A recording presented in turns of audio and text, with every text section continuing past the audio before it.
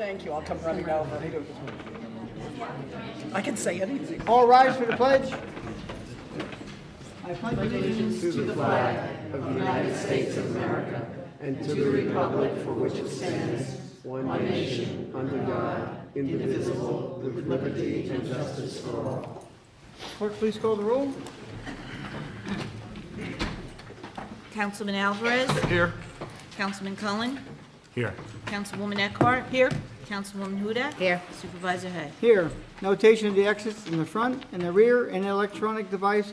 Please put it on vibrate or shut it off. First item tonight is a work session on Maple Road. Sorry. I make a motion to come out of executive session. No action was taken. Second. All in favor? Aye. Thanks, Ms. Clerk. Okay, Maple Road. Long, hard winter, probably the deepest freeze we've had in a long, long time. And Maple Road has been a problem for a long, long time. I've lived here since 1957. I remember when it used to be closed for the winter. They don't do that anymore because some more houses are out on the end toward the hospital end, so to speak, as opposed to the Sheck Pool end. So I remember when it was closed.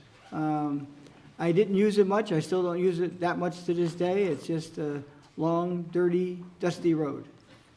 And some people want it, some people don't. Now, I would say, when I first got here, I saw a letter that was written to the town of Carmel about opening the road to the rear of it. What's the name of it? Kelly Road. And never got a response. Wrote the letter, didn't get a response. I called Mike Simone, didn't. When it comes to Kelly Road, Carmel doesn't like to speak about it, okay? And there's another exit, emergency exit only, as you know, on the other end, and that goes to Peter Road. And that was for emergency purposes only. When they developed that development at the top of the hill there, in Crosby, that it was basically for emergency purposes only. If something were to happen, it's a gate that can be, no one has the key, can be broken down to get out people in the case of an emergency. So we're well aware of what it is. Now, I received probably 4 phone calls from pretty irate people that live up there. They offered to clean my car if I rode down the road. I got a little Honda Fit, so it would probably get stuck in the mud, so I didn't even want to attempt it. And believe me, I've rode in dirt roads, muddy roads all my life, and I know what they're like, and during the wintertime, especially this time of year, I stay off them. But you people have to navigate that all the time. So I don't see which side is for or against. I think at this point in time, we're going to try to look and see if there's some kind of a compromise. I know people don't want it, and many people do. And the shortest section is from Sheck Pool to Enoch Crosby, and that's basically the section we're looking at. Now, I wanted to have, this meeting tonight is just to get a feel for what you want, and there's quite a few people here, because usually people don't attend, so we're happy you came, and you can stay for the whole meeting, because no one ever stays. But we're aware of the situation, so tonight is a feeler. We want to hear your voices, what you have to say. There's been studies done on it going back when. We've got the records, and we will keep this on the agenda until something gets done. I hear many rumors that the DEP does not approve of this. They did send out something positive in the past. The costs, whatever the costs were in the past, would not be the same that they might be now. We've asked the highway superintendent to come up with some kind of an estimate, what it would cost to pave it if it's to be paved. A lot of people are upset by the way it's treated. I think last year I got a couple of complaints that the rocks they used were too big. They came up and damaged their cars. So we basically heard a lot. Both Liz and Bob were here previously. They've heard some of it, but I guess push has now come to shove. So we're going to do a survey of it, come up with some prices, and hopefully move forward on it. We're going to try to fix some of the things that have been broken for a long time, and we'll see what happens from there. So with that, it's not a public hearing, in the sense it is, only because it's the only item on the work session. So as people would like to speak, when you come up to the mic, just state your name, give us your comments of what direction you'd like to possibly see the town board take, give us some hints, and this will stay on the agenda, like I said. You'll have to look, if there's one email to tell everybody, don't know, but if you look on our website, we always post the agenda, usually on the Monday before the meeting, and you can see if it's on the agenda, and as we get the documentation, we'll have it on the agenda and discuss it accordingly. So, who would like to be the first speaker?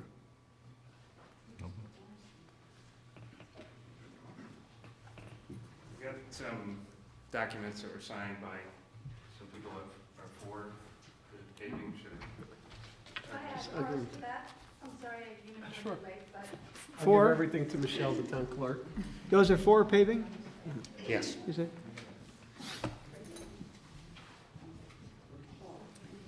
Thank you. Paul, you can give it to us after, just, if you have extras, bring them to Paul, he'll bring them up to us another time. Did you state, Paul, did you state your name for everyone, did they know? Sure. Paul Marini, live at 110 Enoch Crosby Road. I've lived there for almost 16 years. Been a Brewster resident for about 25 and a lifelong Putnam County resident. Appreciate the opportunity to speak about this. The last time it got pretty heated, and the first thing I want to say is it's not personal. We've got friends on both sides of the aisle on the issue, so that's the main thing. I don't want it to disrupt any friendships, and I hope everybody keeps that in mind. My feeling is that the road cannot be properly maintained when we have a winter like we did this year, and I think if you haven't driven on the road, what happens is the top layer gets muddy, but the subsurface stays frozen, and it's just impossible to drive. You know, I have a Honda Civic, similar to Honda Fit. It's not made to go over that kind of terrain, and my car bottoms out constantly. It's very frustrating. It's my understanding from the report that was done years ago that the amount of traffic we have meets the criteria to have the road paved, so I don't think we're asking for anything extraordinary here, just a typical paving for a residential area. I think based on the amount of man hours, equipment hours, and material used on the road this winter, a business case can be made to justify the economics of the project. It's not just cost. There's some reduced costs as well that would offset some of that. I think a paved road would be safer in the end. When there's several inches of mud on top of the frozen base, it's difficult to control any vehicle regardless of speed. One thing I noticed, I've walked, biked, and run on the road probably over 1,000 times over the years. And I think people tend to walk in the middle of the road because it's pitched out to either side and the gravel accumulates on the sides. And having people walk down the center of the road I don't think is the safest thing. I think if it were paved and people stayed to the side of the road, it would be beneficial in the end. I think also the safety of emergency vehicles trying to get to our neighborhood when the road's a mess is could be a real problem in the end. Okay, so I talked about that. I think there are going to be a lot of people that express their points of view tonight, and I think it's important to listen to everybody, but I think it's also important to understand that the people that live on Enoch Crosby Road have no choice but to drive on the dirt portion of the road. There's people that use the road occasionally. There's people that live on Maple Road that have a driveway that goes out to pavement, and they have the option of turning towards the dirt road or away from it. And we don't have that option. So I hope that's, our voices are weighed in the appropriate sense in that aspect. I consider myself strongly pro-environment based on my career choice and the way I conduct myself, but I don't see paving the road becoming an environmental problem. I think the main issue with the paved roads is we want to avoid the runoff going into the reservoir.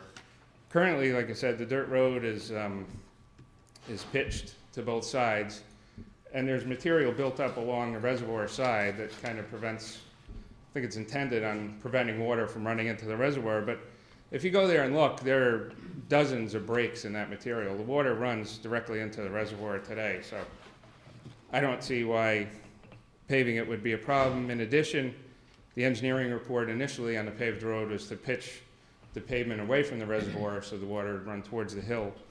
So hopefully that would be another issue that would improve the water quality in the reservoir as opposed to hurting it. Okay, another thing that's come up in the past is people are concerned about increase traffic. I don't see how paving a portion of the road would increase the traffic. We'll still have half of the portion that's dirt today will still be dirt. And I just don't see the road as a leading to anywhere that would increase the traffic. I think it's 90% of the use is for the people that live in the two developments there. So I don't see that as a problem. A couple points that were brought up in the last public meeting years ago. Someone said, please don't vote on paving the road until you've had a chance to take a walk on it. I don't understand how walking on the pavement or the dirt will affect the view. I think it'll be great regardless. You know, there are paved parts of the road now, and the reservoir still looks the same from the pavement. And I think if you disagree with paving the road, I think like Tony said before, please go out there and drive it when the conditions are awful. And I think, you know, you may change your mind. Finally, the last thing, another quote I remember vividly from the meeting 10 years ago, someone who lives on Maple Road and whose driveway goes out to pavement said, I don't know what the big deal is. When it's muddy, I just turn right onto the pavement. And that's exactly what we're looking for. We're not looking for anything unusual, just we want an opportunity to drive out of the neighborhood safely on pavement, so. Okay, while you're there, Paul, just some of the comments that had been made prior to, and I've heard the argument is if it's paved, there's an increase in speeding. I've been on that road, and I followed cars that have left me in the dust, so I don't know if that's gonna have too much of a difference. I understand from some of the phone calls I received that they had been promised by real estate when they bought the house numerous years ago, that portion of the road would be paved. Now, when they say road, ladies and gentlemen, I'm telling you now, this board is not gonna consider it any way from the hospital to Enoch Crosby. The only thing we're gonna seriously consider is from Enoch Crosby toward Chick Pool. It's a distance of about 2,600 feet. Okay, that's all this board is gonna be interested in. So if you're on that end and you don't want it, you can still walk in peace. We're not considering that. And anything that's ever done in this county, our town, is DEP approved. So if it's paved, they're gonna tell us which way it's pitched. They're gonna ask for specific catch basins to catch any additional oil that may go on the road from, you know, pavement as opposed to soil where it actually sinks into the ground, which I think is maybe more harmful. At least there's catch basins there. There's a way to reduce what goes into the reservoir. So that's the better part. Thank you. Thanks. Bless you. Thank you. Catherine, Next speaker. Catherine raised her hand, right up. Say it again? Yes, ma'am. Yeah.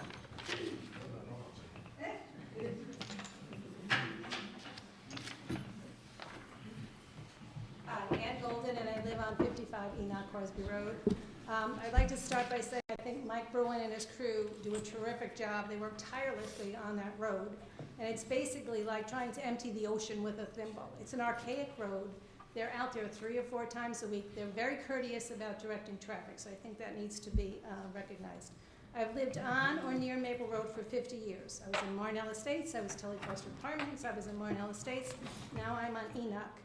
A lot has changed over the last 5 decades, except for paving Maple Road. It's time to pave this road because the constant grading has created a center ridge and it's an unlevel surface. The spring thaw creates deep hazardous ruts. The road's narrow, there are many blind curves. The ruts can be so deep that the cars with low suspensions bottom out. The mud is slippery and it makes steering difficult. I've had 3 flat tires in the last 3 months. The dirt surface is difficult to clear of snow and ice. The gravel has sharp edges and causes tire damage. The drainage is inadequate and often backs up. In the dry weather, which is a little better, there's a dust storm. The walkers and bikers create an additional hazard because many of them just like to walk down the middle and do not get out of the way of the vehicles.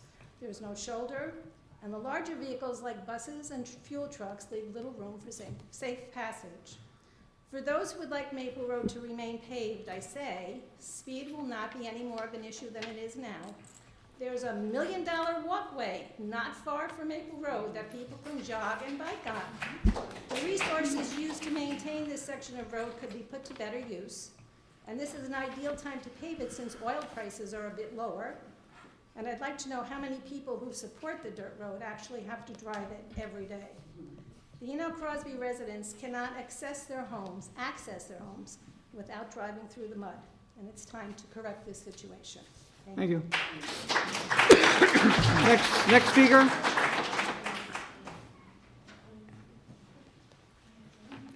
If another person can come up, too, so we can keep it moving, if you don't mind? We're not rushing you, but we can get everyone there and save a minute. Usually I walk fast. Wendy Lewis, 60 Enoch Crosby Road. As of many of my neighbors, I've lived there for about 18 years. I use the road, I'm one of the annoying runners that are on the road, along with Lynn. She doesn't run, don't tell me that, I don't believe She that. walks. Okay. I also grew up in this town, and I have relatives that live on Ivy. I knew the road way back when it was closed also. I want to make a couple of points because I am opposed to paving it.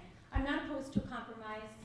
I want to present a few things. One, there are hardly, Oh, use the mic, Wendy. oh, sorry, hardly ever any accidents. There's been less than a handful of accidents in the past decade, and most of the accidents that have occurred on the paved corner in front of 121 Maple, which is a sharp curve. It's a narrow road. There's nothing you can do about it. The big problem with Maple Road is the rate of speed that people travel on it. And Tony, I'll pick you up. You don't have to drive it. Come with me at 4:30, spend an hour on the road, and you will see nobody drives the speed limit. I'm talking 40, 45 miles an hour. The speed limit is 20, 25, and they take it at a very high rate of speed. I don't disagree that it's dangerous at that rate of speed. Another thing, my concern is if you do pave it, fast cars, and it will be a cut through. If that whole road is paved, No, it's not happening. okay, well, I'm telling you now that I'll tell you, but it did come up when Route 6 is backed up, that's where everybody's gonna go. If it's more convenient, right now it's a deterrent to people, and I like it that way. And that's pretty much it. I mean, I don't think, it is annoying. It can be unsafe. Like I said, most people drive very, very fast on the road, and that's the problem. Nobody drives 25 miles an hour, and my house happens to be placed in an unfortunate position on Enoch Crosby. I get all of the incoming and outgoing traffic of Enoch, and you should see the Mach 10 speeds that people go by my house. When my kid is waiting for the bus, today, in fact, the bus stopped, somebody blew by the bus. So people have to slow down. Slow down, the road is very safe.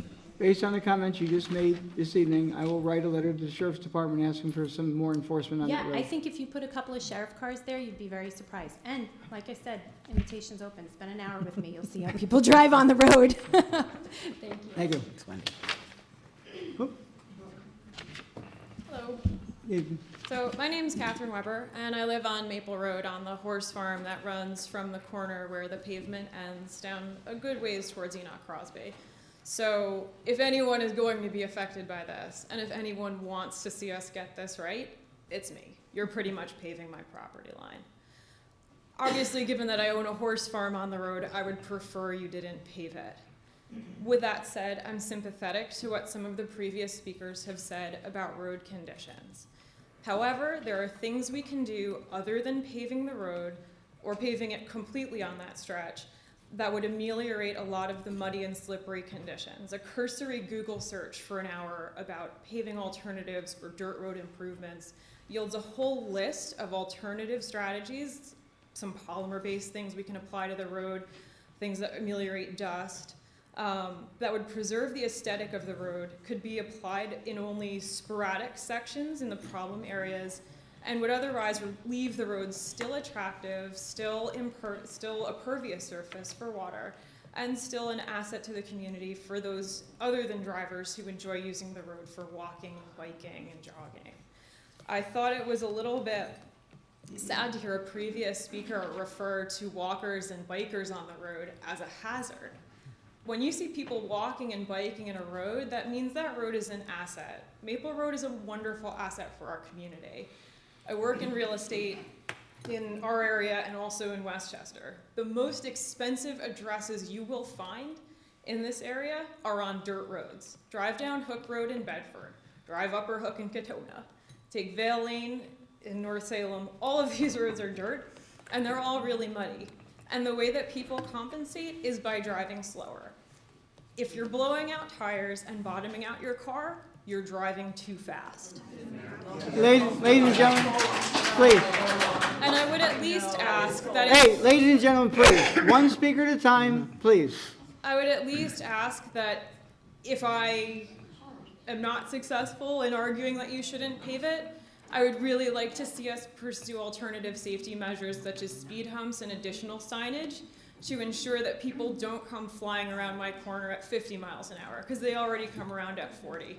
Signage we can do, speed bumps are not a recommended usage for controlling the speed of traffic, especially on major roads. Would you consider Maple Road a major road? Well, based on what you just said, yes, I would. There's quite a few people that use it. It's not Route 684. It's not recommended by the state DOT, speed humps. Some places they are and different things, but there's a Small lot developments. there's a lot of liability too if a car hits them. I mean, I know they're used extensively in other places where they try and, on other small, pretty roads where they'd like to keep people going slow. I just think it's hard to make an argument that you want more safety and then make the road easier to drive fast on. Thank you. My name is Paul Waklasky. I live at 113 Enoch Crosby Road, across from Paul.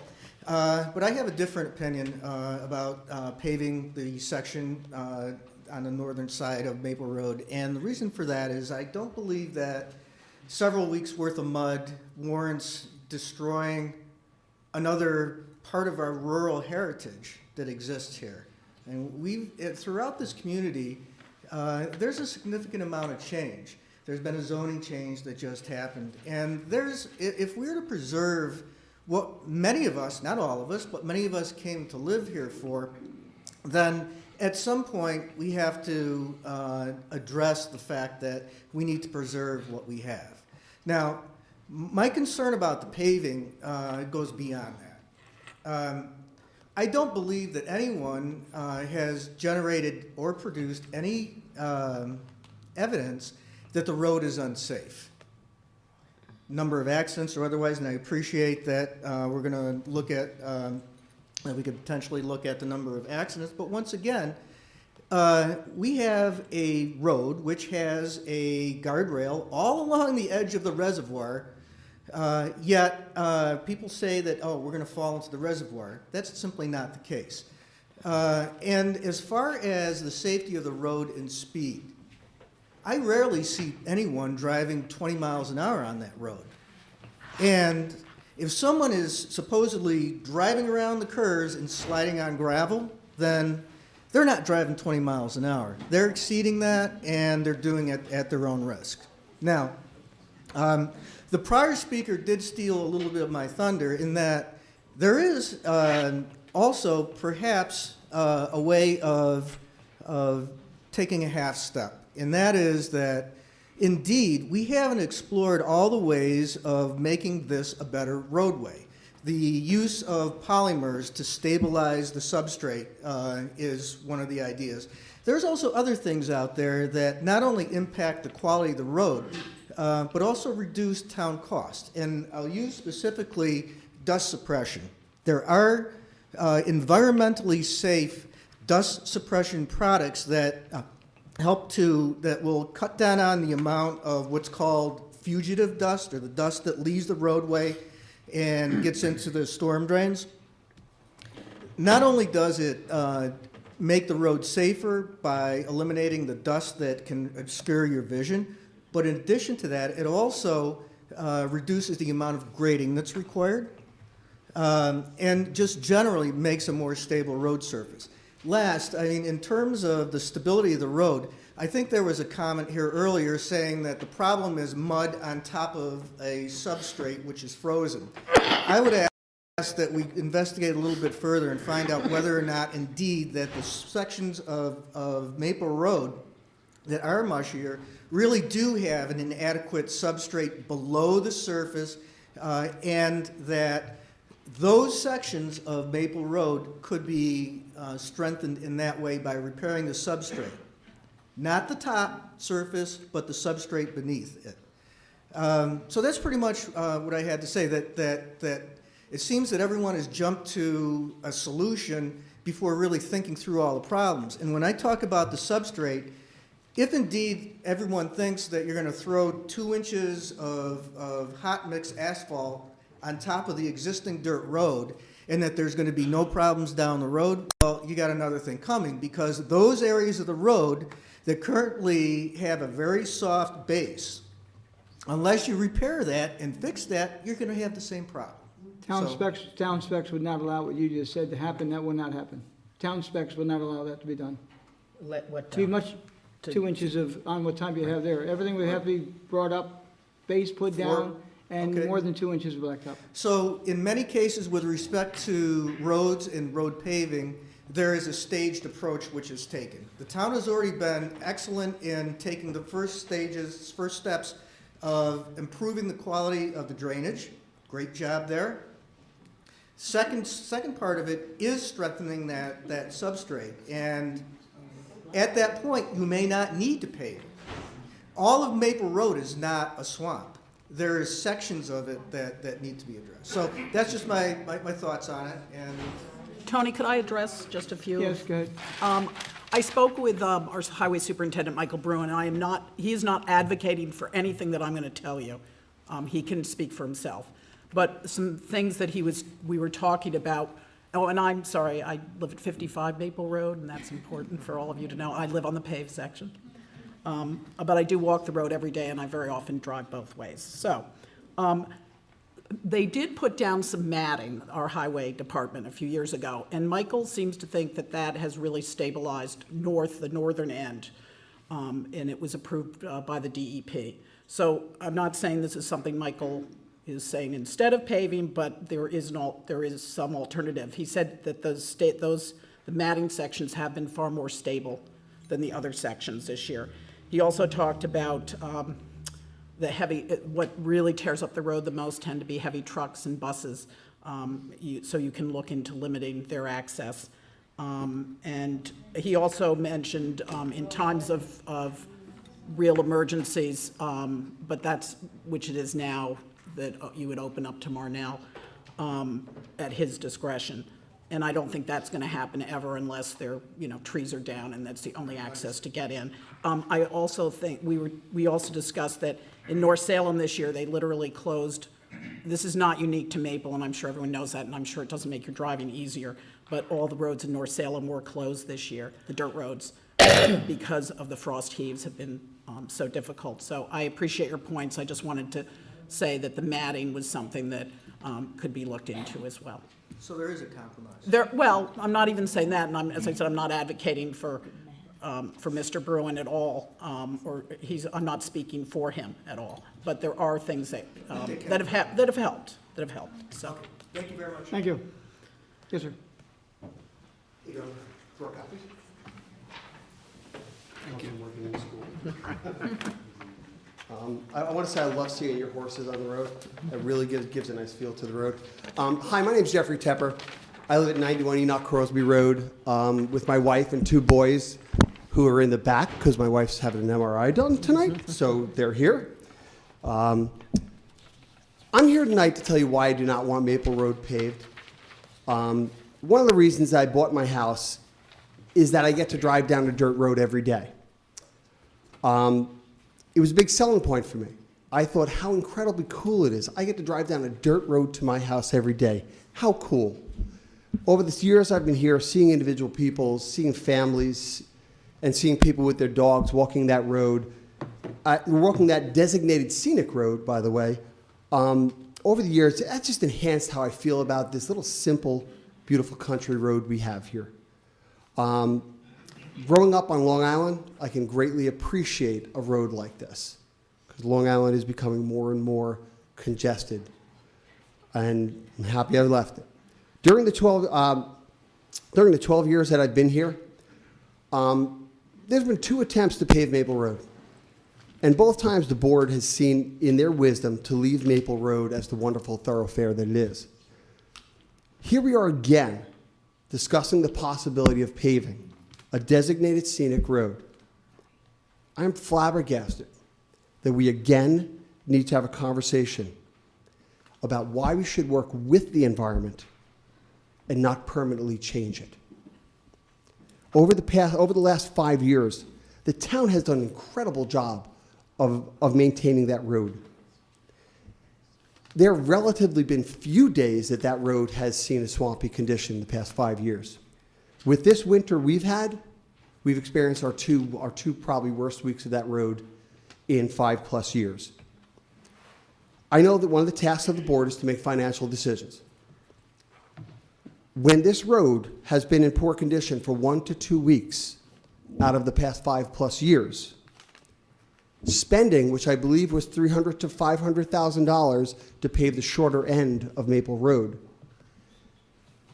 at least is a horrific financial decision in the times that we're living in. Even if the road for 1 to 2 weeks per year was in this condition, it would still not justify spending that type of money at this point in time for a temporary inconvenience, which can be addressed simply by driving slower. Both my wife and I do it every day, and we never complain about it. Tonight, I know that you will hear about terrible safety issues that this 1 to 2 weeks of inconvenience subject people to. And I know that the safety of town residents is another task that you have to undertake. Please understand that these will all be addressed by simply driving slower and safer. The real danger will be in paving the road. The road meanders and snakes along the reservoir and possesses many twists and blind spots, all of which make it a beautiful unpaved scenic road. When it's paved, these wonderful characteristics will pose many serious threats. The alternative to that, I guess, is to straighten the road out and take out the beautiful twists and turns. Again, how sad. The proof of this is when you drive along Maple, going down towards the hospital, and you hit the paved road. We all speed up because we can on pavement. Please preserve the character and feel of our town and make the safer and financially prudent decision to leave Maple Road as it is. And one thing I will ask the board to do, and I will be back afterwards, if we do decide to pave the shorter section of it, I will pursue the permanent preservation and non-paving of the other side. I think that would be part of a compromise. Thank you. Thank you very much.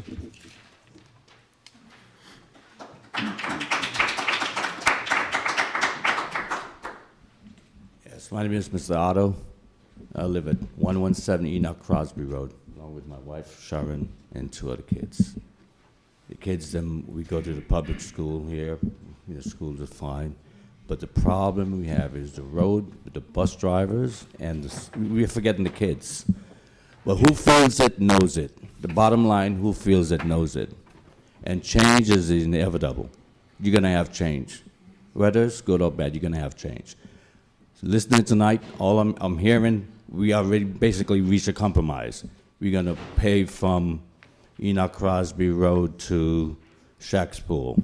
That's a compromise, yes. I was here before the meeting, and some guy from Carmel, when he wanted to put the road through Carmel, says, "Oh, you guys didn't know? You guys had a helicopter or something, a chopper that dropped you down? You didn't take the road coming in?" So hell, the amount of stuff that you hear is ridiculous. We live on Enoch Crosby Road. There's no proper exit for us to go anywhere. The roads are atrocious this year. Everybody knows that. I'm hearing stuff about you going 40 miles around a corner. That is ridiculous. You cannot go 40 miles around the corner without an accident. I'm yet to see, sometimes you see the horses, yes. But how many times you see horses? They're in the paddock. We are not horses. We are human beings. And I said before when I came here, when you guys are going to do something is when something happens to somebody. And that's the bottom line. Bottom line, we should not be living like this. We pay taxes like everybody else. And we already said we reached a compromise to pave that side of the road. Okay, let's move on it. I've been in construction for 30 years, and what I'm seeing them throwing down The asphalt, there's no asphalt problem there. The problems, people leaving their property out of Maple Road. We have few residents off of Maple Road from, 311 or something like that. They go onto the paved road and they're off their way. We make a left or right, we're in the mess. If a tree falls down, we can't get out of the place. I had to go open up the gate the other time when they had a problem. So how have we been treated as residents who vote and who do what we had to do as residents in the neighborhood? To say not pave the left side of the road. I'm just hearing from Minister Tipper a while ago that that other side shouldn't be paved. The whole road should not be paved. Okay, we're here as a compromise that that side is not going to be paved. But no matter who it is, whether you're for it or against it, you're going to take the side that's going to be paved. And you're going to be constantly going to that side. Because there's no way you're going to live on the property or on the premises and you have to deal with the cause. Forget about the cause. Let's talk about the safety. The kids them complained about the safety on the bus. We had one resident that left already. We had a handicap. Yeah, she said, that's ridiculous. The bus is shaking my kid back and forth, hitting the head up against the window. That's not the way to live. This is ridiculous. Thank you.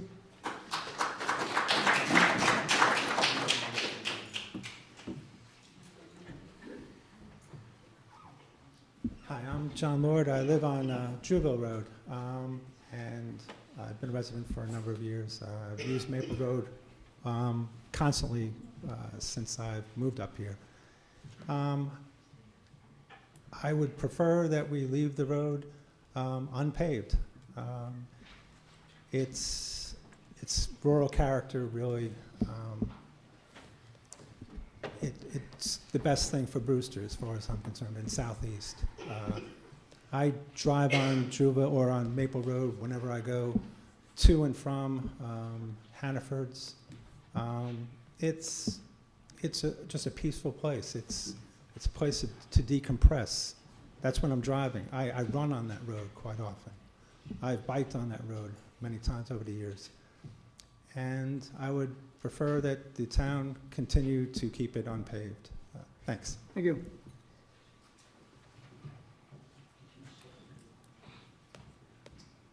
Hi, my name is Rachel Chung, and I guess compared to many of the people in this room, I'm a newcomer to this town, and I love this town. My husband and I moved to Brewster from Manhattan several years ago, and because we love the beauty of the lakes and the rural lifestyle that everybody has been talking about, which I can so appreciate.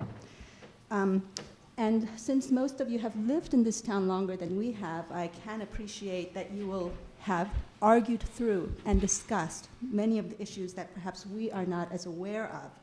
But listening to the conversation that has been happening tonight, I want to say that even though we moved here to enjoy the lifestyle, slower from Manhattan, very different, enjoying the lake view, all the beauty of the town, I don't think keeping one road unpaved out of all the roads that are paved in Brewster necessarily is what makes this town rural or keeps its character, or else we would have the entire population of Brewster clamoring to drive down Maple Road, and this is not what we want either.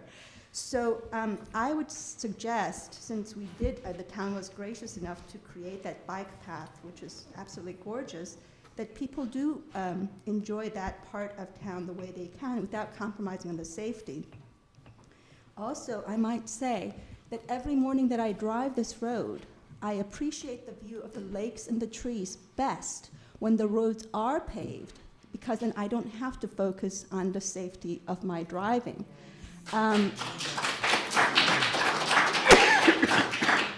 Every time I pass by that narrow path where on both sides of my view there's lakes on either side, it is, as many of you noted, the reason I don't ever want to leave this town. But it's because I don't have to concentrate on driving, and I do drive that Maple Road at 15 miles an hour, really. And it's still very bumpy and still unsafe.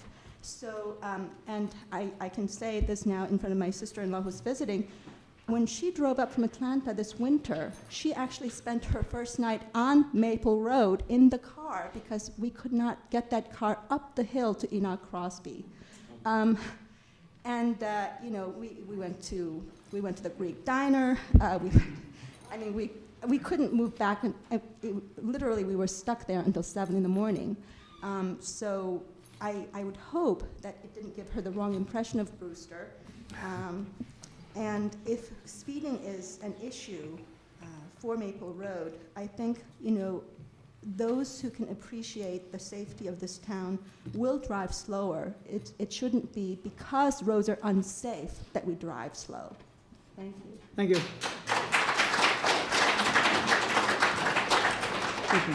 And just so you know, ma'am, there are other roads that are unpaved. That's not the only dirt road in Southeast. Okay. I think that, you know, our private drives are all paved, and I think they're paved for a reason, if I may say so.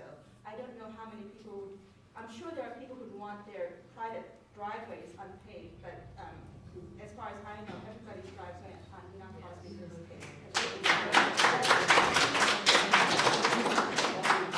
Yes, ma'am. Hi, I'm Julie Wachowski. I live at 113 Enoch Crosby Road. We've lived there close to 16 years. And there may well be sound reasons to pave part of Maple Road. I can't say I'm really opposed to a compromise, but what I really would like to see, you know, if we're gonna, let's present facts. And I believe the Brewster School District's been transporting children from Enoch Crosby Road for 20, maybe more than 20 years. And to our knowledge, there's never been a bus accident up there. If there's been incidents, then, you know, that should be public knowledge. And those of us who've lived up there, if anybody was hurt on a school bus, we would have known about it. My kids have told me, my high school kids are like, Mom, kids sleep on the school bus. So I don't know how many children are really being disturbed about that bus ride up there. There may be a couple, but it's certainly not a majority of the children. So I think, you know, let's keep to the facts and to, you know, the statistics, and let's not bring in a lot of fear-mongering and supposition. I appreciate it. Thank you. Thank you. Thank you. Hello, my name is Steve Jaspers. I live at 133 Maple Road, the dirt part. I'm kind of another one of these one of the newcomers. I've only been here about 4 years. But one of the big things that actually drew us to the area and to that Maple Road specifically was the fact that it was a dirt road, very scenic, very quiet, and traffic wasn't going at 50 miles an hour. That was wishful thinking sometimes, and I must admit that there is a lot of traffic that does go slow, a lot of traffic does go fast. The fact is that even with the challenging road from time to time, people do speed on it, and if you decide to put paving on it, it's simply going to accentuate that. I mean, from a cost standpoint, I mean, let's face it, we're having a hard time just maintaining the paved road part that we have already. I mean, it's actually one of the more difficult places to actually drive compared to the dirt from time to time. I find it difficult to understand how adding a little more pavement is actually going to help in that respect. It's actually going to just be another step down to trying to pave the whole thing somewhere over time. With regard to, you know, the people that purchased property up, you know, Crosby, I respect that very much. The fact is, at the bottom line, the road was a dirt road when you bought it. It's still a dirt road. Buyer beware. That's part of what goes into. We actually came to this area because of the dirt road, because of the rural environment, and we'd like to actually keep it that way. And paving it, yeah, it'll make some of it easier, but it will. My gut tells me that it's going to decrease the safety because there's not any room to walk other outside of that. I mean, there's very little. I mean, there's no way that they can widen far enough to put sidewalks on. Let's face it, we don't even have sidewalks in front of the elementary school. So if we would actually, if you had the money to do it, I would prefer money to go to that kind of a purpose than to spend it on paving a small area that would not necessarily increase the safety at the same time. Thank you. As we see both cars, trucks, you know, they go at every speed whatsoever, and you know, good luck with enforcement. But because the fact is, they can't be out there all the time. The same thing will happen. but people are out on the road all the time, from dusk till dawn. People are out there, and every time of the day. So please leave it alone. Thank you.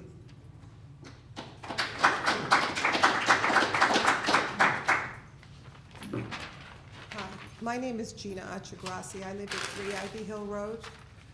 It is paved, and at the bottom where Maple intersects, it's paved.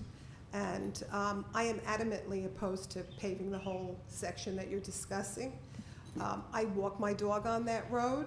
I walk in the middle of the road because if you're on the side and a car is coming, you run the risk of getting hit by that car, okay? We have not had a pedestrian accident. There haven't been a lot of accidents on the road. The one accident I did witness was once by someone who was going about 40 miles an hour.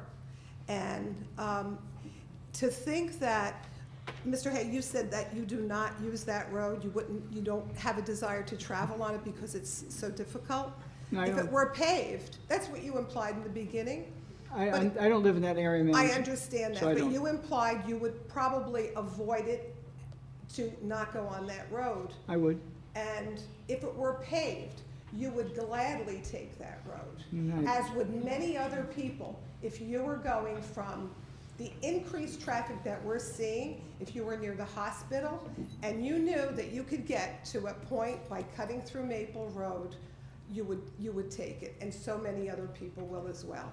So to think that the traffic will not increase, even with the section left unpaved, is impossible. It will increase.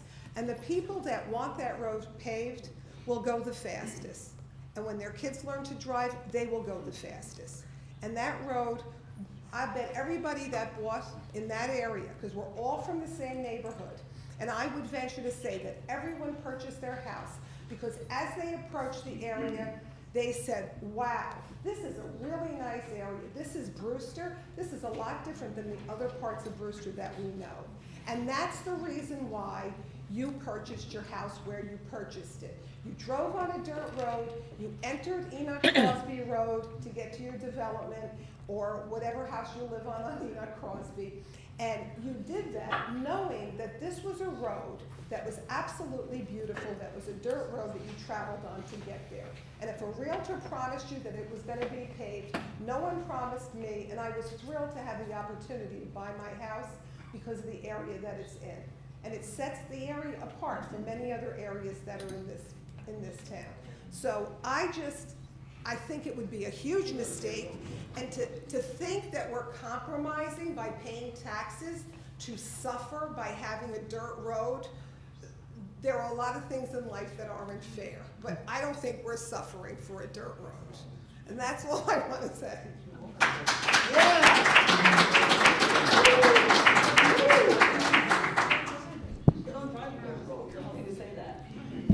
Good evening. Ladies and gentlemen, please, one speaker. My name is Kathy Croft, and I live at 54 Enoch Crosby Road.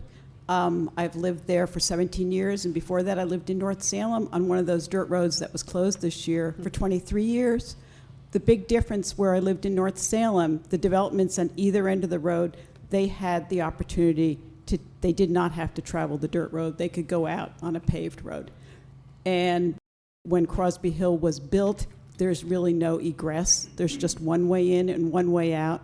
And I hope that you will, try to work with Carmel to get Kelly Road, Enoch Crosby Road, opened up to Kelly Road, because I think that would be one compromise that maybe the people in Carmel wouldn't like it. I know they wouldn't like it because I've sat here when they've been at a public hearing. But the fact is that that road was never abandoned by the town. 10 years ago, in April and May of 2005, over 700 signatures were collected from residents, every resident that lived on Maple Road, Enoch Crosby Road, not every resident from Enoch Crosby Road, but Brewster Heights, because it's also, the Middle Branch Reservoir is Brewster Heights water supply, so you have to remember that. And we submitted over 700 signatures to the town board. None of you were on the town board then. Willis might remember, because I'm sure you were here.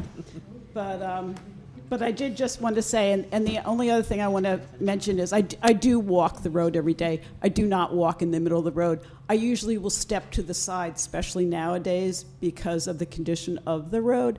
I will step aside. I don't expect cars to watch after me. You know, I take care of myself when I walk on the road. But I will say, when I'm following somebody going slow down the road that's ahead of me, and when they turn on Enoch Crosby Road, they usually gun it up the hill. And I can't imagine what will happen if the road is paved, because we all know that people like to drive fast because everybody's in a hurry to get to wherever they're going. So thank you tonight for holding this not public hearing, but work session. Thank you.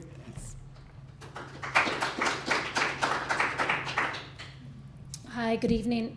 My name is Lynn Sherman. I live on 10 Deer Court, which is off Enoch Crosby. I have a husband and 3 children. I've been living here, I guess, 7 or 8 years now. I just want to remind people, we came in today, I came in wanting, a change, wanting to pave the road. We already are at a compromise position. We're not talking about paving the whole road. So people that argue for this country road, which, believe me, when I bought my house, I loved it. I mean, I did have a great feeling driving up to the neighborhood.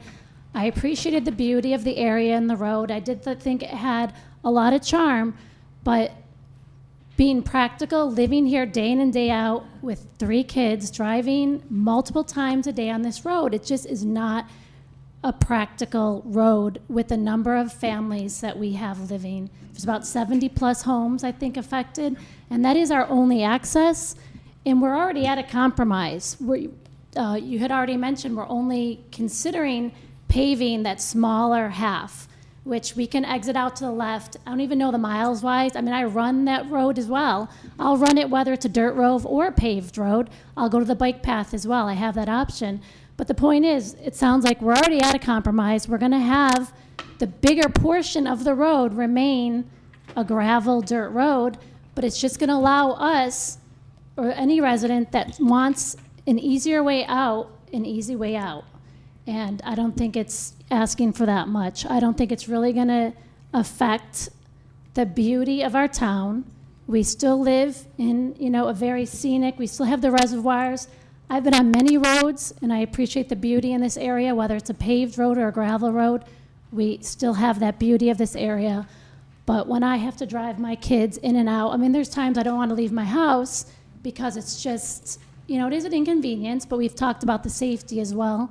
And, it deters people. Like I have, child care issues at times where I can't get someone to come to my house because they just don't want to drive on the road. This past winter, it's happened. But we're not saying we're losing the whole road here. So that's why I just want to remind people, we're already at a compromise. I mean, we're going to have a good length of the road as a gravel road. And it's just that quick way out to Chex, paved. I think that's very reasonable in a modern day society that we live in. So, thank you.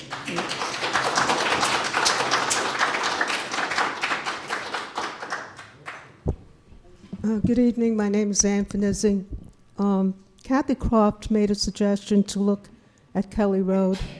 Several years ago, that recommendation was tried and failed.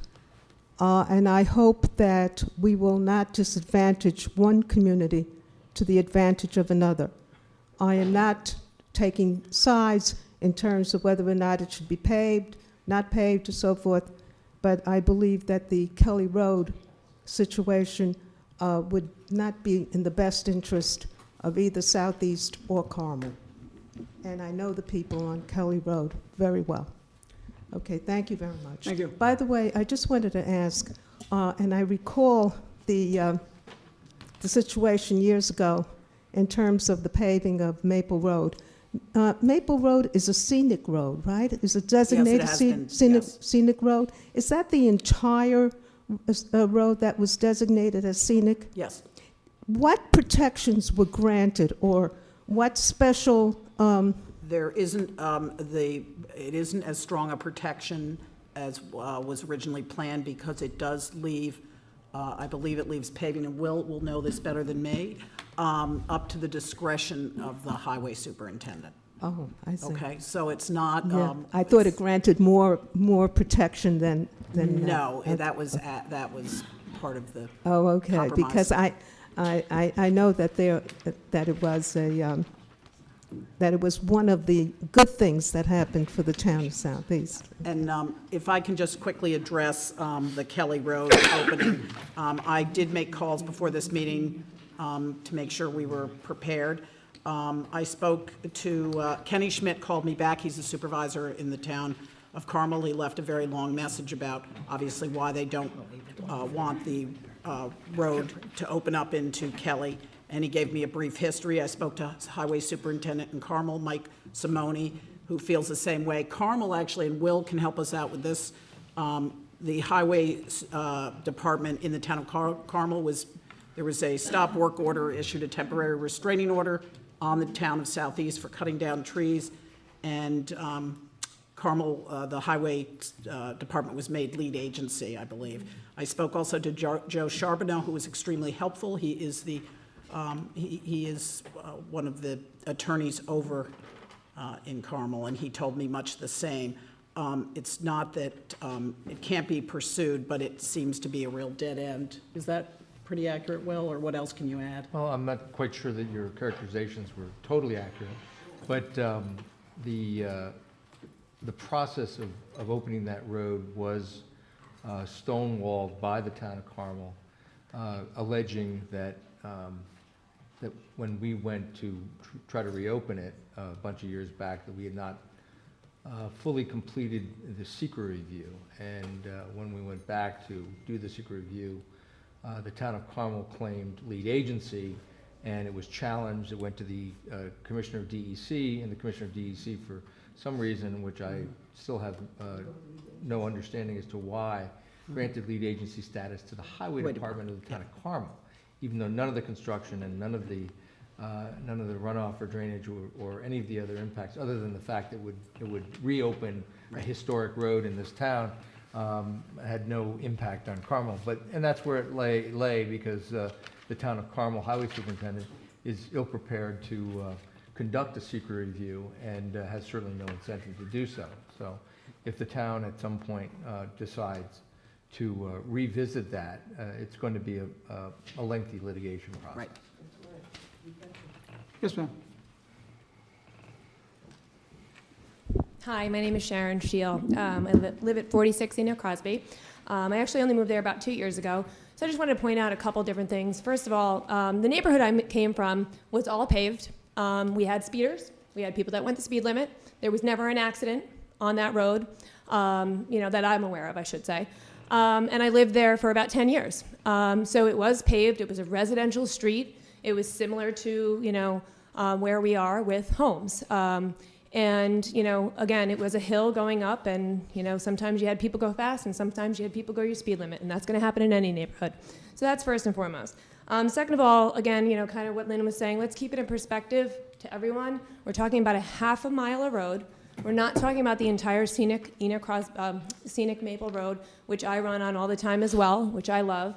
But I do want to point out that it is a half a mile, and there are no driveways coming off of that section of road that you're looking to pave. Not one driveway. Okay?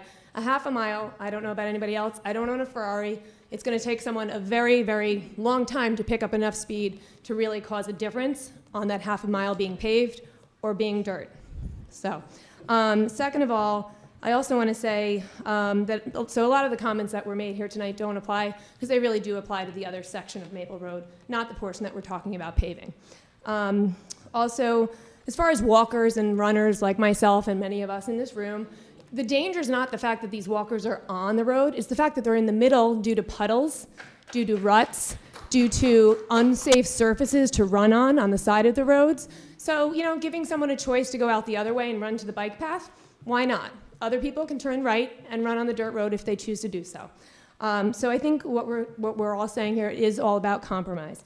Lastly, I just want to point out, I am a local realtor. I actually sold 75 Enoch Crosby on the corner. I showed that house about 5 times, no joke, 5 times. And 4 out of the 5 times, the major deterrent of that house was the dirt road. and this affects our property values on Enoch Crosby, everybody. So if we had a choice to have at least one section, so people had a choice of having a paved portion in bad weather, in really, really rainy seasons or what have you, it would increase our property values. I actually have an email directly from a client a week ago about a house that's listed on Enoch Crosby. And he said to me, he was deterred about the road. I said, well, good news. I said, it's being brought upon, this is exactly what I said. They have it on the agenda for this month's town board meeting. I'll keep you informed in case you are still considering any homes in this neighborhood. His reply was, yes, please let me know. This was a major deterrent. His words, okay?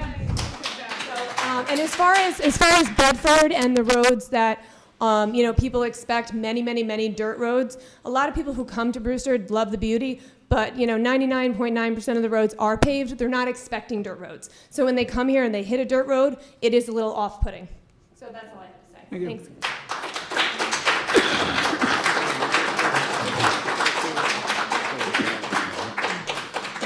Before you get up, anyone that has not spoken, we'll give you a 1-minute rebuttal. Well, ma'am, wait till you get to the mic so everyone can hear you, please. I just, Wait, ma'am, please, not you, the one in the audience. I asked, no one had gotten up at that point in time. We gave the floor to this person. She's got 1 minute. The other gentleman will not be limited. Go. I just think it's important that we focus on facts and studies and data. Like, we're not the first municipality to talk about a road. And when you rely on anecdotes like the ones that Sharon just gave you, I sold 8 Enoch Crosby Road, and everyone who looked at that house really appreciated that it was on a dirt road. Different people have different opinions and different expectations, and I think the focus of this conversation, instead of relying on anecdotes and emotional arguments, should really just come back to focusing on the safety of the road. That's all. Thank you. Yes, sir.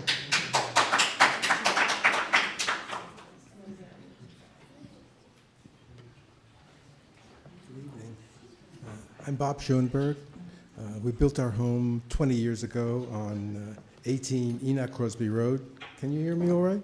Yes.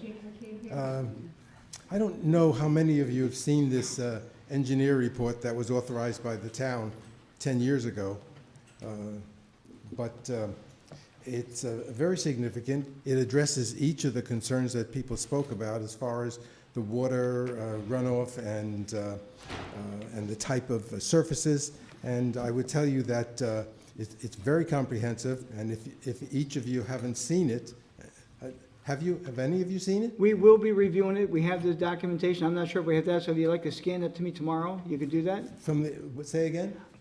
We have numerous documents that I'm going to be reviewing and sharing with the town board. Again, tonight was a preliminary, so we do have numerous documents that we're going to review.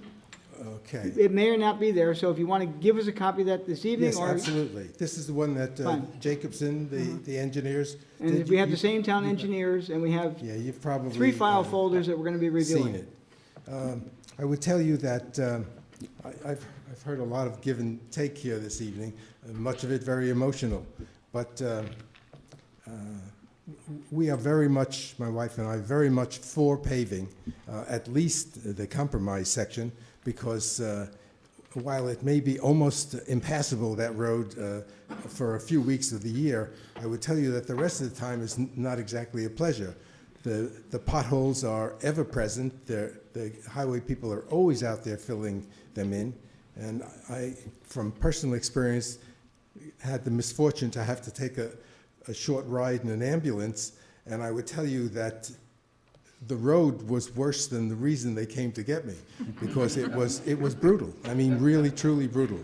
And while not too many people have addressed scratches and dings and broken windows and other things, I can tell you that this little graphic photograph of the wheel and the tire of my car, which the repair was a little over $1,000.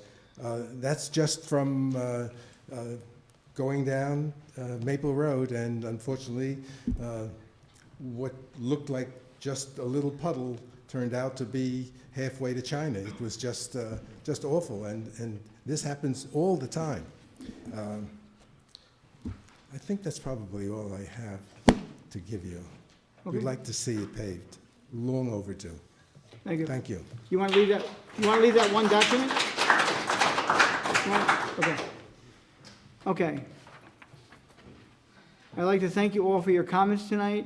I'm looking at what we're proposing this evening for an agenda, so I'm going to announce this evening while everyone's here. I'm going to make 2 announcements very briefly. The next time Maple Road will be on the agenda will be Thursday, April 23rd, in case you want to mark it down. We have tons of documents we're going to review. 2 board members only partially here. Going back to 2005, nobody was here, so we have a lot of reviewing to do, and we will be doing our homework and make decisions accordingly. And more importantly, about closed roads, I was going to do this at the end of the meeting, but since I can get a majority of it here now, we have a major road closing that's going to be very inconvenient to many, many people on April 10th. It's a Friday.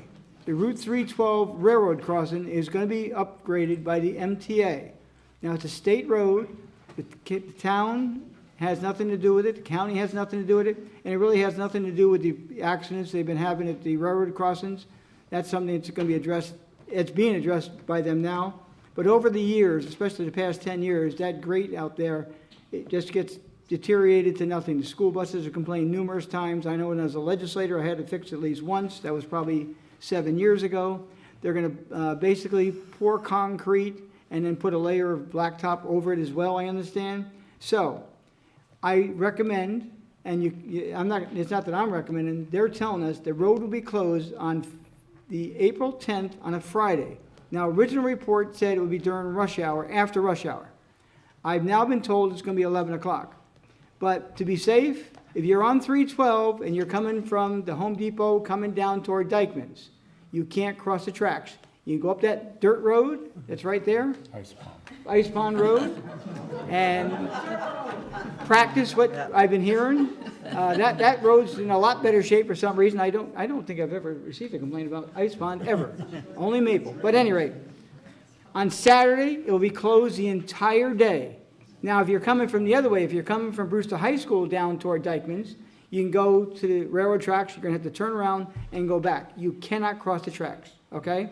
The same thing will happen that Sunday, the entire Sunday. Now, people say, well, why didn't they do it more convenient, like at night? They're going to be working night and day to get this done because of the concrete that has to be poured, has to be cured, same with the blacktop. It's supposed to reopen on the 13th, which is a Monday. They have not given a time. And you know how prompt the MTA is. I mean, we've been waiting 7 years for Prospect Hill, but they're going to be a little more accurate on this one. So on Monday, if you're in a hurry, don't go on 312, go to the long way. I'm going to estimate, hopefully they're done by 12. And the reason they're not estimating, because if there's heavy rain or there's a delay, it will be longer.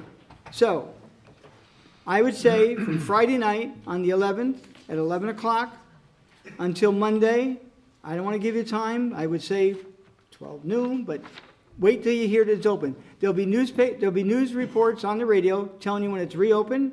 And if you have any questions about it, dial 511. We're going to post it on our website as well. As much information as provide us, but if you have any other type of information, dial 511. Thank you all for coming. Okay. Wait a minute, let them leave. Yeah, that's good too. I make a motion to go into the regular portion of the meeting. I'll second. All in favor? Aye. Waive the reading of the correspondence. First. Is there a second? Yes, second. All in favor? Aye. We're going to take a 1-minute recess. Ladies and gentlemen, just hurry up out. Wait. Okay, Approval of the voucher list, $951,733.55. I make a motion to accept. Second. All in favor? Aye. Number 3, setting of the meeting dates and public hearings. All meetings will be held at 1360 Route 22, Brewster, New York, at 7 p.m. unless otherwise noted. Thursday, April 9, 2015. Thursday, April 23, 2015. That's when Maple Road will be put on the agenda next. Now, on Thursday, April 9, 2015, we're setting a public hearing to amend Chapter 138 of the zoning code for digital submissions. Same night, set public hearing to amend the comprehensive plan, and set public hearing to amend Chapter 138 of the zoning code for noise. So moved. Second. All in favor? Aye.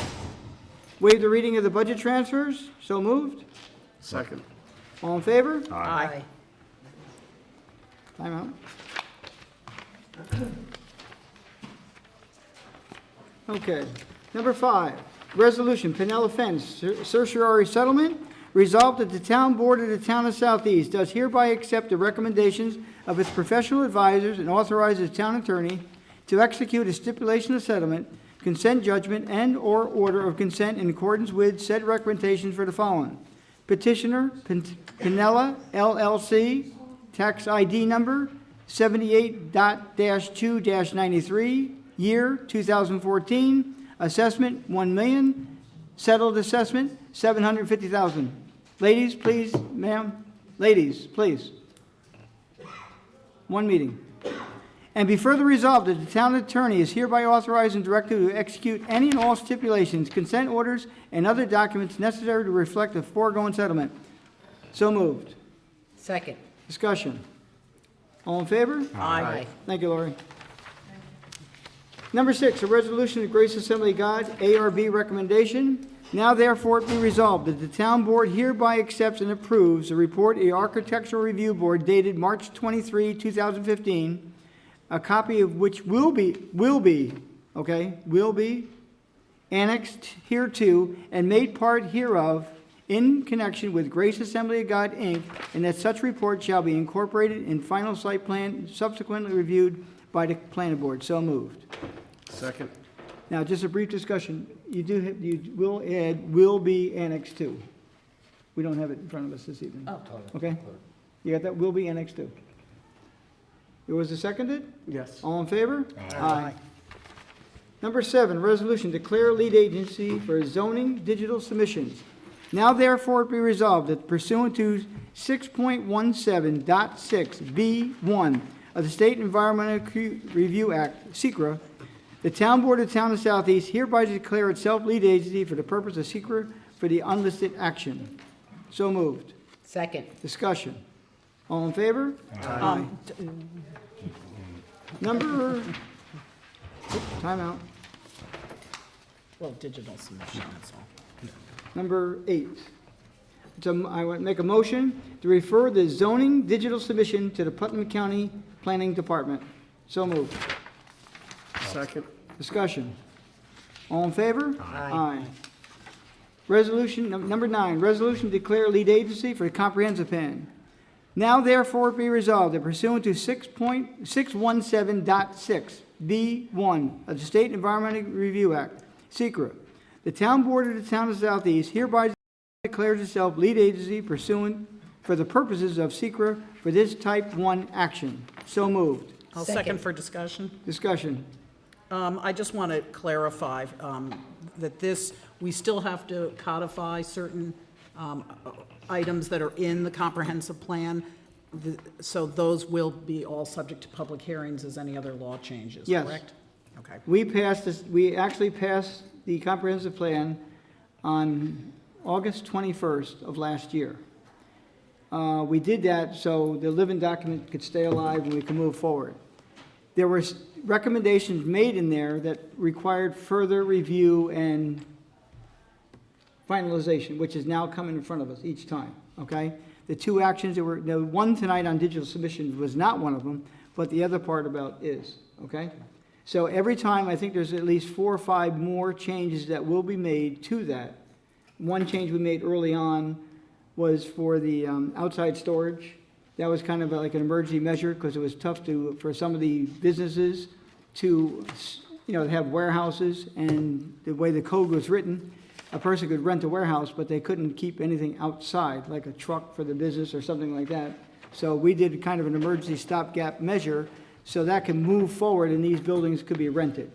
And we will update it. As you know, if a person has a nursery, they can't have more than 5% of their property to house trees or plant trees, which doesn't make sense. A nursery requires much more. So there will be about 5 to 7 items more that will come in front of this board, and each one be treated separately, require the secret process, review process, as well as public hearings. Thank you for the clarification. All in favor? Aye. Number 10 is a motion, refer comprehensive plan to the Putnam County Planning Department and the Town of Southeast Planning Board. So moved. Second. All in favor? Aye. Number 11, the resolution, home rule request for retirement tier change, employee number 1, and I'm going to move number 12 as well. Resolution, home rule request for retirement tier change, employee number 2. I identified them early on. We have gone to both our state assemblyman and our state senator. We have 2 employees that evidently at some point in time have been working for the town, one for at least 14 years, another one a shorter period of time. One had previously worked for the schools, but the way the system works, we're the last employer of record at this point in time, and we have to move this forward. Now, what this does, when they came, they had an opportunity back when, and neither one evidently, we can't find any documentation to support or not to support our position. And basically what we do, they're going to be moved from a tier 6 retirement plan to a tier 4. We did this about 4 or 5 months ago to another employee. I don't believe there's any more in our system, but everyone that now comes in is required to sign a form, which we implemented once I learned that, this was a problem. Not that it's a problem, but, people are given an option when they come to work, whether to sign up, and I guess they feel they could probably save a few pennies, maybe not opt, just don't do it. But now they have to actually opt in or opt out the day they become employed by the town, whether they're part-time or not. And that's why we have to do that this evening. So I move both 11 and 12. I'll second. Discussion. Just, it still has to be approved by the state legislature. which Yes, they usually do. this allows both the Assembly and the Senate, we will forward these to them tomorrow, and they will then bring it up to the Senate. The Senate will sign, the Assembly will sign the bill. Hopefully the Senate gives them the same bill number. They do that now, right? Well, they have to be, they used to have separate numbers. Are they the same numbers now? No. They'll be They different? could have a uni bill, but they rarely do that. They have a Senate intro and an Assembly intro. Okay, so once the Assemblyman has his bill number and the State Senator has his bill number, they will give us those bill numbers, and we then would have to pass a resolution to, mirror what was approved by the Assembly and by the state. And Tony, these employees have to now contribute to the Yes. pensions. Well, right now, they're contributing Right. a portion, but they'll have to contribute more because they're going to a higher bracket. I think they have a sizable amount of money, right? I think. Well, we're responsible for the part that was never done, but in the future, as it goes forward, each one of them will pay more themselves. The tier 4 is one would say a better tier. Right. You can retire earlier at a higher percentage. The tier 6 is a less rich tier. Every time the state decides they have a budget problem, they create a new tier, so new people coming in. The situation here is that it's unclear as to whether these employees were offered properly the opportunity, and since we have no documentation, as Tony pointed out, than we do now going forward, the only way that they can be brought back into a new tier or to a lower tier is through a legislative action. Okay. Do we end up voting on this? No. Okay, all in favor? Aye. Next is number 13, resolution to appoint the unexpired term to the Architectural Review Board. One, I'd like to thank Erin Lucen for her dedication to the position. She was a Patterson resident. She moved to the town of Southeast, and she's going back home to Patterson. I understand she's going to be building a home up there, and she was a big asset to the board while she's there, and we wish her the best of luck in her new home and her new environment. And we would like to welcome, resolved that the town board of the town of Southeast hereby appoints Susan McKeever Dyes to fill the unexpired term of Erin Griffin Lucen on the Southeast Architectural Review Board, and be further resolved that the appointment shall take effect upon the taking and filing of the appropriate oath of office with the clerk of the town of Southeast. So moved. I'll second. Discussion. All in favor? Aye. This is Lynn's favorite portion, as she used to sit out there in the audience, want to know how the finances are for the town. Finances of the town are good, but unfortunately, it's too early in the year to give you a really good report. The best report will probably come around May, because we'll have a lot more happening. As everyone is aware, the snow budget and the salt budget and the highway budget was not out of whack. We had money budgeted for it. I don't like to have to use that money in its completeness, but we're pretty close to it. But, you know, we're hanging in there. If you recognize tonight, one of the vouchers we signed was for $118,000 in salt. So you can just be well aware of what these costs are to the town with that maintenance of it. And other than that, everything, at this point in time, because it's early in the year, I mean, overtime, everything is pretty good right now. And hopefully by September, I can say the same thing. With that, recognition of the public. Don't fight, ladies, one at a time.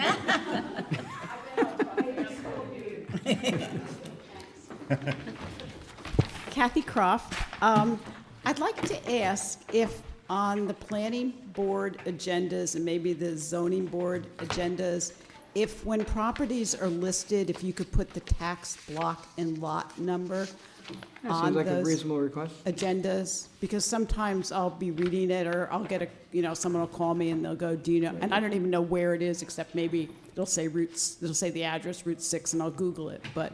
Okay, do you have that?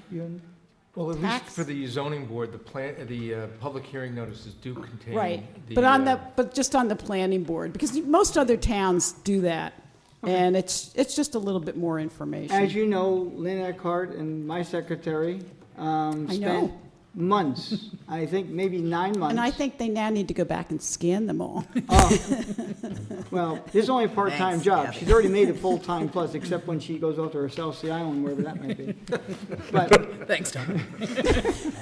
I was trying to get a piece of the land, but you won't sell anything. At any rate, it's a reasonable request. You know, we'll put that in. And as you know, everything now at the planning board, it used to, like the place when I bought it out on Route 6, it was first built as Brewster Lanes. So when they were down there reviewing it, they saw Brewster Lanes and they saw my name. Well, it's not by my name, it's not by Brewster Lanes, and now it's called, I guess it's just plain old On the Border, but, you know, there's had numerous owners Right. since then. Right. And everything starts with, and it helps Lori, helps us. So everything going through the process now is digitized and itemized by tax lot map number, by tax map. Great, We'll thank do you. it. I'll hold Michelle responsible for getting that done. I just wanted to, if I recall the Kelly Road situation, the reason that the GEC chose Carmel as the lead agency, because of the impact on the Kelly Road, did I say Kelly Ridge? The Kelly Road residents, a narrow road with rather modest homes on both sides of the road, and I know it all too well. So I think the GEC took into consideration the impact that this particular course of action would take, because it would be a road that would be coming off, if I recall, off a slope, if not a hill, all the way down into Kelly, and there was a brook, or there was some contention about it. So I think in this particular instance, the DEC made the correct decision, and that is, as I recall, Attorney Stevens, as to exactly why that happened. The second thing is, speaking of doing something, most towns have their planning boards videoed. Here is, and not to diminish this board, but the planning board has tremendous responsibilities in terms of land use and development. And most of the folks, unless the development occurs literally in their backyard, they really know very little about a planning board. Carmel videos their planning board. Kent videos their planning board, and these are the ones that I know personally that are videoed, and I don't think Patterson does it? No, okay, and we don't. But considering the amount of development and so forth, I think that perhaps the board should consider video and what is coming up before, because the decisions made by the planning board have almost the most immediate impact to residents. And residents are not accustomed, so perhaps when budget time comes, you might consider a planning board video. Thank you. Back in, I did support that back in 2010. And we started then having the meetings, the town board meetings go on the internet too, to give up people a better option to watch if you don't have Comcast cable. The main reason we didn't do it was because of the expense. Yeah, I have neither, but folks that I know, have it. So whether they're on Comcast or on Verizon or whatever. But you can also watch the town board meetings just on the Yes, internet. I understand, but what I'm really pointing out, and I think you know what I'm pointing out, is the importance of many of the issues that come up before the planning board. This is something I think a lot of us, I certainly did want it, but it was budget constraints, but we can certainly look at that again. I think that in the interest of sunshine and open government and getting our folks to know exactly what their government is doing, and especially with decisions most immediate to them. And I'm not saying this town board has not had decisions immediate to them, but you might want to consider doing it. Thank you very much. Thank you. Sam. Anyone else from the public? Town board members? I have something. But Oh, let go. we knew that. Ladies before gentlemen, don't be fighting Oh, those. no. Age before beauty? Thanks, Bob. That's what was said before. And there you go. I just wanted to remind people, and I'll remind them again, we are going to have our Earth Cleanup Day weekend this year, April 25th and 26th, Saturday and Sunday. There is also going to be our annual poster contest, which Irene Othmer is handling at the Brewster Schools in the 8th grade. And our theme this year is hike, bike, and walk our roadways and trails. So I'll be announcing it again, and we'll be giving out hours. And of course, you can always get your bags and gloves prior to April 25th and 26th. Thank you. That was Painless, easy. That's see? great, thanks. Thanks. Okay, Bob? No, you can't talk.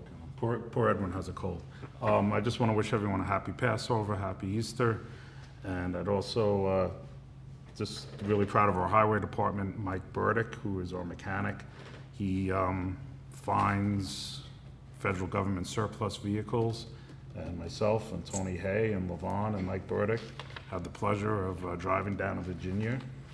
And how many Strictly hours did we business, do it? strictly business. We Right. left at 1 o'clock in the morning, got back at 7:30 in the evening. Right, and we went down and we picked up 3 almost new pickup trucks for a very little cost. and, $27,000.